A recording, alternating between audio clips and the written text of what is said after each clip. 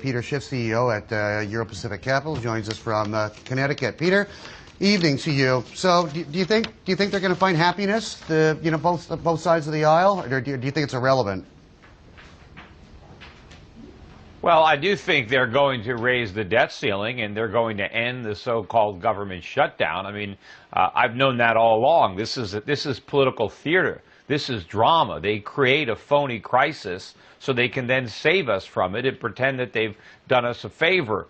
But ultimately, we're going to have a real economic crisis in America, and it's not because they fail to raise the debt ceiling, but because they succeed. Because the real crisis is the debt. We're broke. We can't afford to pay our bills. That's why we keep raising the debt ceiling. When our creditors realize how broke we are, they're going to impose a lending ceiling, and we can't raise that. And that's when we have a real meltdown here in the United States.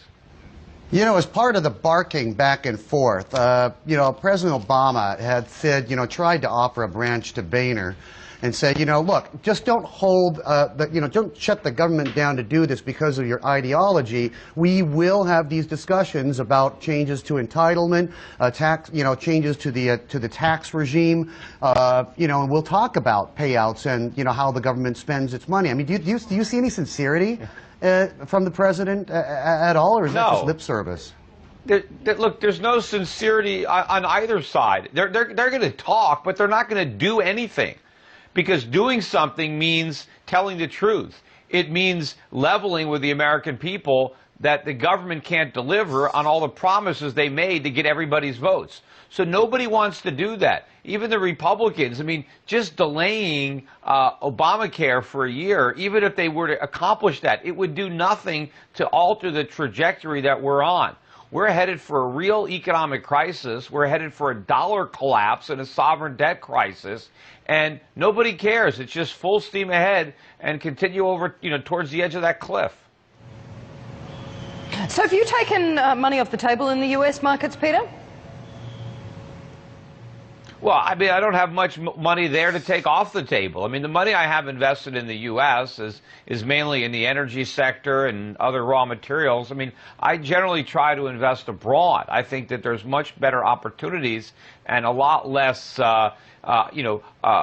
minefields if you invest outside the United States, because we're going to have this currency crisis and an economic collapse worse than 2008. That's not a great environment to be investing in the United States. And I don't think the next crash is going to look like the '08 crisis, where everybody rushed to the dollar and rushed to the U.S. Treasury market.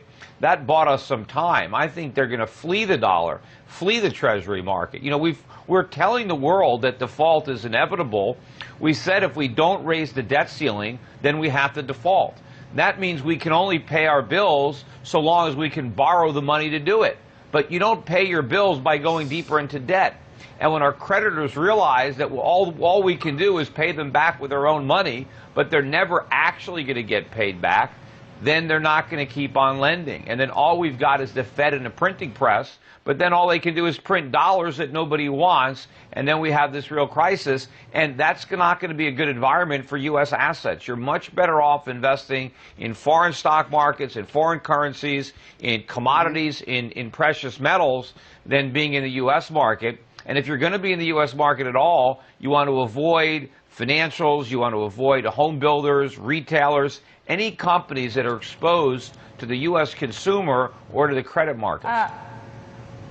Peter, have you considered hopping onto this website, drunkdialcongress.org, and actually making a phone call to some of the people that matters in the government?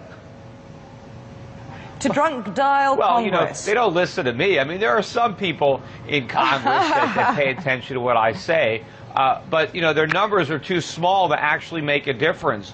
Most of them are too concerned about getting reelected. They can't see past the next election, so they don't want a crisis on their watch. But the fact of the matter is, if we're ever going to solve our economic problems, we have to allow the economy to restructure.